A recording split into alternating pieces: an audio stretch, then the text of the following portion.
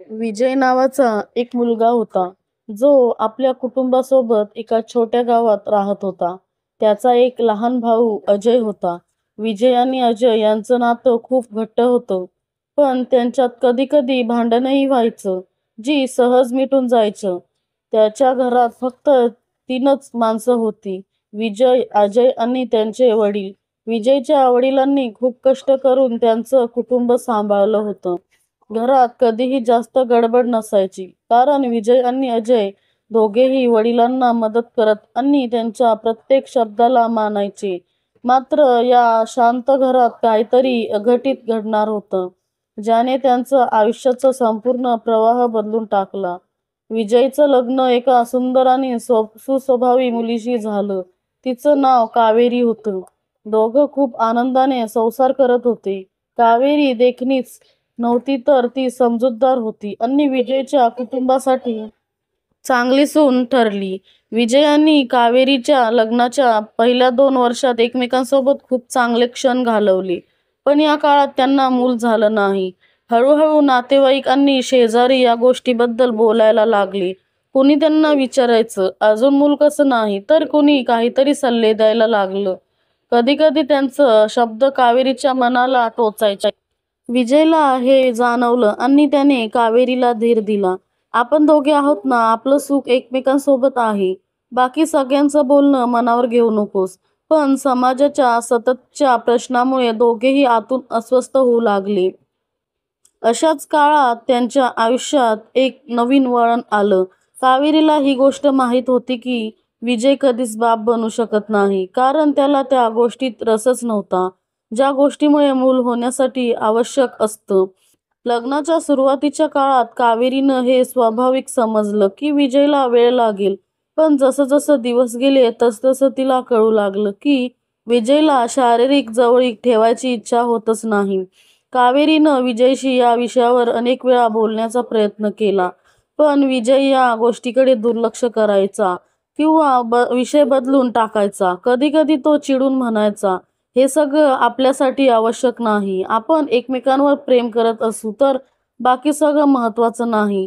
पण कावेरीसाठी ही गोष्ट एक गंभीर समस्या होती. तिला मूल हवं होतं आणि तिच्यावर समजायचंही खूप दडपण होतं. ती मनातल्या मनात कोंडत गेली. शेवटी एक दिवस तिने ठरवलं की विजयशी खुल्या मनाने या विषयावर चर्चा करायचीच. जेव्हा कावेरीने विजयला थेट विचारलं, तेव्हा विजयचा राग अनावर झाला. त्याने स्पष्ट केलं, माझं मनच लागत नाही या गोष्टीत. मी तुझ्यावर प्रेम करतो, पण मला तसं काही करायचं नाही. तुला माझं असं स्वभाव स्वीकारायचं असेल तरच पुढे जगता येईल. हे ऐकून कावेरी पूर्णपणे कोडमडली. तिला कळेना की ती काय करावं. एकीकडे विजयचं प्रेम, तर दुसरीकडे तिच्या मातृत्वाच्या इच्छा आणि समाजाचं दडपण. तिचं समोर एक कठीण निर्णय उभा राहिला होता. त्या रात्री विजय आणि कावेरीच्या या संवादाचे सगळे शब्द अजयच्या कानावर पडले. त्याला कळलं की विजयच्या मनात नेमकं काय चाललं आहे आणि कावेरीचं दुःखही त्याला समजलं. अजयने आधी कधीच आपल्या भावाबद्दल असा विचार केला नव्हता. त्याच्या डोळ्यासमोर नेहमी विजयचा एक जबाबदार भाऊ आणि चांगला पती म्हणूनच चेहरा होता. पण आता तो एका वेगळ्या गोष्टीसमोर उभा होता. विजयच्या स्वभावाचा एक गुपित. अजय खूप विचार करू लागला. त्याला माहीत होतं की या गोष्टीमुळे विजय आणि कावेरीचं घर मोडण्याच्या मार्गावर आहे, पण तो हे घडू द्यायला तयार नव्हता. त्याने ठरवलं की आपण काहीतरी करायचं, पण विजयचं आयुष्यही बदलायचं नाही आणि कावेरीलाही न्याय द्यायचा. काही दिवसानंतर अजयने विजयशी मनमोकळा संवाद सुरू केला. तो म्हणाला, दादा, कधी कधी आपल्याला आपल्या निर्णयामुळे फक्त आपल्याच आयुष्याचा नाही, तर दुसऱ्याच्या आयुष्याचाही विचार करावा लागतो. कावेरीचं दुःख तुला दिसतंय, पण तू त्याच्याकडे डोळे झाक करत आहेस. जर तू काही करायला तयार नाहीस तर कावेरीच्या भविष्याचा विचार तरी कर. विजय आधी रागावला, पण अजयच्या शांत पण ठाम शब्दांनी त्याचा राग थोडा निवळला. तो म्हणाला, माझ्या मनाला कधीही या गोष्टीसाठी तयार करता आलं नाही. अजय, मला माहिती आहे कावेरीला मी न्याय देऊ शकत नाही, पण मी तिच्यावर खूप प्रेम करतो. मी काय करू? अजय काही वेळ विचारात पडला आणि म्हणाला, तू निर्णय घेऊ शकत नसशील तर कावेरीला तुझ्या प्रेमापेक्षा जास्त तिच्या आयुष्याचं स्वातंत्र्य दे. तिला तिच्या इच्छेनुसार जगू दे. कधी कधी सोडून देणं हा सुद्धा प्रेमाचा भाग असतो. अजयचा सल्ला विजयला खूप विचार करायला लावणारा होता. त्याचं मन द्विधा अवस्थेत अडकलं होतं. कावेरीला सुखी करण्यासाठी तो काही करू शकत का, की तिला इच्छेनुसार आयुष्य जगण्याचं स्वातंत्र्य द्यावं लागेल. अजयच्या शब्दांनी विजयला अंतर्मुख केलं. त्याला जाणवलं की तो कावेरीच्या अपेक्षाकडे दुर्लक्ष करत होता आणि तिला खूप वेदना देत होता. त्या रात्री विजयने ठरवलं की कावेरीला तिच्या प्रेमाचा आणि समर्पणाचा खरा अर्थ दाखवायचा. दुसऱ्या दिवशी विजयने कावेरीशी शांतपणे संवाद साधला. तो तिच्या समोर बसून म्हणाला, कावेरी, मला माहित आहे की मी तुझ्या अपेक्षांची पूर्तता करू शकलो नाही आणि यामुळे तुला खूप दुःख झालेला दिसतोय. मी तुझ्यावर प्रेम दिलं, पण तुझ्या स्वप्नाचा आदर केला नाही. तू मला माफ करशील का? कावेरीच्या डोळ्यात पाणी आलं. ती म्हणाली, विजय, मला तुझ्यावर राग नाही. मी फक्त एवढंच अपेक्षित होतं की तू माझ्या भावना समजून घ्याव्यात. माझं आई होण्याचं स्वप्न माझ्या अस्तित्वाचा एक भाग आहे. विजयने ठामपणे उत्तर दिलं. मी प्रयत्न करेन कावेरी, तुला कधी एकटं वाटणार नाही. मी तुझ्यासोबत काही आणि आता तुला आई होण्याचं स्वप्न साकार करण्यासाठी माझ्या मनात कुठलीही अडचण राहणार नाही. त्यानंतर विजयने कावेरीसाठी वेळ द्यायला सुरुवात केली. त्याने तिच्या भावना समजून घेतल्या आणि तिच्या स्वप्नांचा प्राधान्य द्यायला शिकला. हळूहळू त्यांच्या मनात शारीरिक जवळीक ठेवण्याबाबत भीती कमी होऊ लागली. कावेरी आणि विजयने पुन्हा एकदा एकमेकांच्या नात्याला एक नवीन दिशा दिली. कावेरी आणि विजयने एकमेकांना वेळ देण्याचा प्रयत्न केला, पण काही महिने गेले तरी अपेक्षित बदल झाला नाही. कावेरीच्या मनात शंका निर्माण झाली. तिच्या डोक्यात विचार आला की कदाचित विजयच्या आरोग्याशी संबंधित काही समस्या असू शकतात. ती न सांगता विजयचे वैद्यकीय तपासणीचे रिपोर्ट मिळवण्यासाठी क्लिनिकमध्ये गेली. डॉक्टरांनी दिलेल्या अहवालातून तिला समजलं की विजय शारीरिकदृष्ट्या अपत्य जन्माला घालण्यास असमर्थ आहे. हे कळतच कावेरीच्या मनात दुःख आणि निराशा याचे वादळ निर्माण झाले. तिला वाटलं की विजयने हे आधीच तिला सांगायला हवं होतं. ती शांतपणे घरी परतली, पण तिच्या चेहऱ्यावरचं दुःख लपवू शकली नाही. ती खूप नाराज राहू लागली आणि विजय सोबतच्या तिच्या वागण्यात बदल दिसू लागला. विजयने हे लक्षात घेतलं, पण सुरुवातीला त्याला वाटलं की समाजाच्या दबावामुळे ती वागत आहे. विजय आणि त्यांच्या कुटुंबाला समाजात चांगलं स्थान होतं. लोक त्यांचं आदराने नाव घेत असत, पण अपत्य नसल्याच्या चर्चेमुळे बाहेर लोकांच्या टीका सुरू झाल्या. शेजारी आणि नातेवाईक कधी तिरकस बोलायचे तर कधी टोमणे मारायचे. कावेरीच्या मनात दोन विचार सतत चालू होते. एकीकडे ती विजयवर खूप प्रेम करत होती, पण दुसरीकडे तिला आई होण्याची तीव्र इच्छा होती. समाजाच्या सततच्या प्रश्नामुळे तिचा आत्मविश्वास कमी होऊ लागला. तिला विजयबद्दल नाराजीही होती, कारण तो तिला या गोष्टीसाठी तयार करत नव्हता आणि सत्य लपवत होता. कावेरीचं दुःख अजयच्या नजरेतून लपत नव्हतं. ती दिवसेंदिवस अधिक उदास आणि निराश होऊ लागली होती. अजयला हे सहन होत नव्हतं. तो विजय आणि कावेरीचं घर मोडू नये यासाठी काहीही करायची तयारी ठेवत होता. त्याने ठरवलं की तो कावेरीला तिच्या आयुष्याचा आनंद देण्यासाठी एक कठीण आणि धाडसी निर्णय घेईल. एका रात्री अजयने कावेरीशी बोलायला सुरुवात केली. तो म्हणाला, ताई, मला तुझं दुःख दिसतंय. तुझ्या आयुष्यातून आनंद गेला आहे. मला माहित आहे की हे सगळं विजयला सांगणं तुझ्यासाठी कठीण आहे, पण जर तुझ्या स्वप्नांना आणि आयुष्याला एक नवी दिशा देणं शक्य असेल तर मी तुझी मदत करायला तयार आहे. कावेरी आधी गोंधळली, पण अजयच्या बोलण्यात एक प्रकारची समजूतदारी होती. ती बराच वेळ विचारात पडली आणि अखेरीस परिस्थितीला स्वीकारत अजयवर विश्वास ठेवण्याचं ठरवलं. काही दिवसांनी अजय आणि कावेरीने एकमेकांशी जवळीक निर्माण केली. दोघेही या निर्णयाबद्दल अपराधी भावना अनुभवत होते, पण त्याच वेळी त्यांनी हे ठरवलं की फक्त कावेरीच्या मातृत्वाच्या स्वप्नासाठी आणि विजयचं घर वाचवण्यासाठी आहे हे सगळं. काही महिन्यांनी कावेरीला गरोदर असल्याचे कळलं. ही बातमी ऐकून ती आनंदी झाली, पण मनात अपराधाची भावना देखील होती. तिने ठरवलं की या गुपितबद्दल कधीच कुणाला काही सांगायचं नाही. विजयसाठीही ही बातमी खूप आनंदाची होती. तो पुन्हा एकदा आशेने भरून गेला आणि कुटुंबात आनंदाचं वातावरण निर्माण झालं. अजय आणि कावेरीने याविषयी गुप्तता राखली. विजयला हे कधीच समजलं नाही की हे अपत्य त्याचं नाही. अजयनेही हे सत्य कधी उघडलं नाही. त्याच्यासाठी महत्वाचं होतं विजयचं सुख आणि कुटुंबाची एकता. कावेरीच्या गरोदरपणामुळे कुटुंबाचं नाव समाजात पुन्हा उजळलं. मात्र या गुप्त नात्याची सावली अजय आणि कावेरीच्या मनावर कायमची राहिली. कावेरीला सुरुवातीला अजयसोबतचा संबंध फक्त एक परिस्थितीजन्य निर्णय वाटत होता. परंतु जसजसा वेळ गेला तसतसा तिला अजयसोबतचा वेळ अधिक आनंददायी वाटू लागला. विजयच्या शांत स्वभावाच्या तुलनेत अजय अधिक उत्साही आणि कावेरीच्या भावना समजून घेणारा वाटत होता. अजयसोबतच्या त्या गुप्त क्षणांनी कावेरीला एक प्रकारचं मानसिक समाधान आणि उत्साह दिला.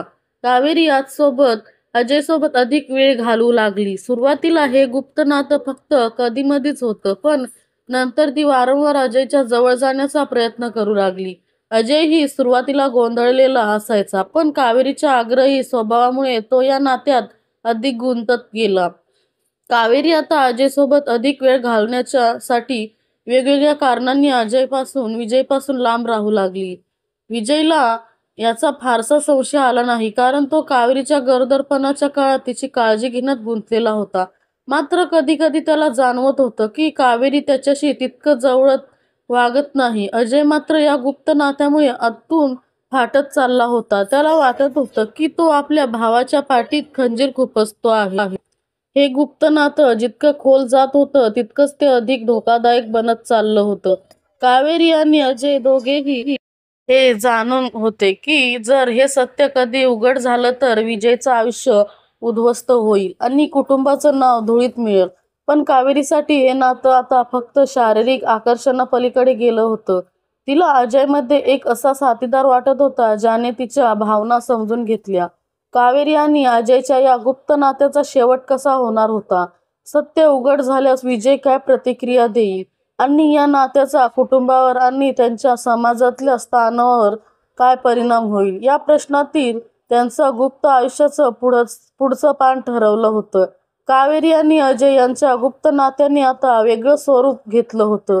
सुरुवातीला परिस्थितीजन्य निर्णय घेऊन म्हणून सुरू झालेलं हे नातं आता शारीरिक सुखाच्या वासनेत गुंतलं होतं. दोघेही एकमेकांबाबतच्या आकर्षणाने इतके गोंधळले होते की त्यांना परिणामाची किंचितही भीती राहिली नव्हती. दोघेही एकमेकांशी वेळ घालवण्यासाठी कोणत्याही चान्स सोडत नव्हते. कधी विजय बाहेर गेला की ते घरातच भेटायचे, तर कधी अजय अचानक कामानिमित्त घरी यायचा आणि कावेरीही त्याला पाहून सगळं विसरून त्याच्यासोबत वेळ घालवायची. कधी कधी त्यांनी बाहेर भेटायचंही धाडस केलं, जिथे त्यांना कोणी ओळखणार नाही. त्यांच्या या वर्तमानामुळे दोघेही शारीरिक सुखाच्या अधीन गेले होते.